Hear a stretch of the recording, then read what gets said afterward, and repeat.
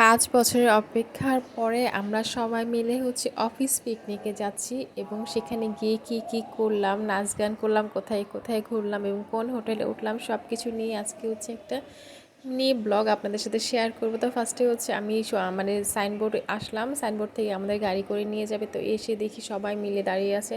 তারপর সবাই আসার পর আমরা গাড়িতে উঠলাম, ওঠার পর আমাদের সবাইকে একটা করে মানে প্রাণ চাটনি, আচার আর চকলেট দেওয়া হয়েছে যাতে বমি টমি না আসে। আর গাড়ি ছাড়ার পরে উড়াধুরা নাচ শুরু হয়ে গেছে সবার।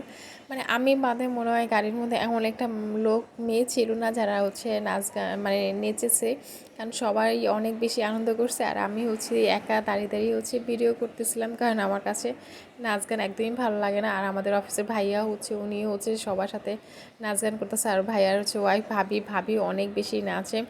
যাই হোক, এই নাচতে নাচতে কিন্তু আমরা অর্ধেক রাস্তার মতো চলে আসছি। তো আমরা এখন এয়ারপোর্টে আছি আর এখানকার ভিউটা কিন্তু অনেক সুন্দর। কিন্তু যতই যাচ্ছি ওদের কিন্তু নাচ গান শেষ হচ্ছে না, মানে ওরা কিন্তু একদমই ক্লান্ত হচ্ছে না। এটাই আসলে পিকনিকের মজাই এটা, যে সবাই মিলে একটু আনন্দ করবে। যাই হোক, নাচ গান করতে করতে সবার প্রচণ্ড ক্ষুধা লেগে গেছে, যেহেতু আমরা অনেক সকালে আসছি। তো এখানে গাজীপুরে একটা ছিল, হোটেল ছিল, এটা সেনাবাহিনীদের হোটেল। এখানে মানে এই হোটেলটা অনেক বড় ছিল আর এটার পরিবেশ অনেক সুন্দর ছিল, একদম মানে গুছানো গাছানো সব মানে পরিবেশ অনেক বেশি সুন্দর। আর খাবারগুলোর মানও অনেক ভালো। তো আমরা সবাই যেহেতু আমরা মানুষ বেশি, আমাদের 3টা টেবিল লাগছে। তো আমরা এই টেবিলে আমরা এই কয়জন মেয়ে বসছি।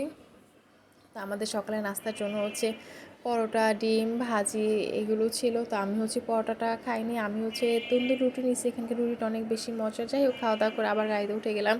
তো অলরেডি আমরা গ্রামের সাইডে চলে আসছি, গ্রামের পরিবেশটা অনেক বেশি সুন্দর। তো দেখতে দেখতে আমরা আমাদের গন্তব্যে চলে আসলাম, সাহারা রিসোর্টে চলে আসলাম। তো এখানে এসে আমরা সবাই গাড়ি থেকে নামলাম।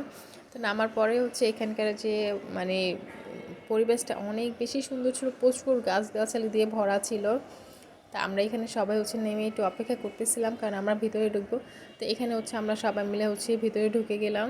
আর এখানে আমাদের সবার ব্যাগ চেক করা চেক করার পরে ওনারা একটা করে রুম নাম্বার, যার যার যে রুম সেই রুম নাম্বার অনুযায়ী টোকেন দিচ্ছে যার যার ব্যাগে লাগানোর জন্য। তো আমরা ঢুকতেই আমাদের ওয়েলকাম ড্রিঙ্কস দেয়া হলো। আর এই জুসটা কিন্তু অনেক বেশি মজার ছিল, আমার কাছে ভালো লাগছিলো। আমার মনে হয়েছিল আমি আবার খাই, কিন্তু আমি আর শরমে চাইনি। যাই হোক, তো আমরা এসেই দেখলাম আমাদের আগে সবাই চলে আসছে, মাঠের মধ্যে সব লোকজন ভরা, সব মেয়েরা, স্যারেরা, ম্যাডামরা সবাই বসা, সবার অলরেডি খেলা হয়ে গেছে। তো আমরা ওখানে একটু সময় দিয়ে চলে আসলাম। এখানে একটা দোলনা ছিল। তো আমাদের যে মেয়েরা আছে ওরা দেখলাম শুয়ে বসে অনেক আনন্দ করতেছে।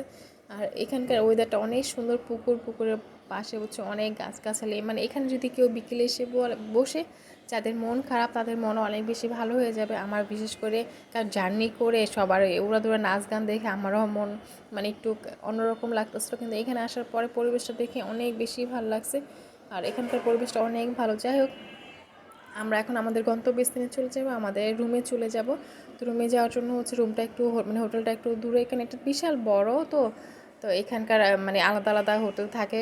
তো আমরা আমাদের হোটেলে চলে আসছি। তো এখানে রুমটা এত বেশি সুন্দর ছিল, যেহেতু আমরা 3টা মেয়ে এখানে থাকবো, এই জন্য আমি একটু আমার রুমটা আপনাদের শেয়ার করে দেখাচ্ছি। আর এখানকার ব্যালকনিটা এত বেশি সুন্দর, প্রায় দুপুর হয়ে গেছে, এই জন্য রোদ্রের কারণে হয়তো ভিডিওটা ভালোভাবে বোঝা যাচ্ছে না।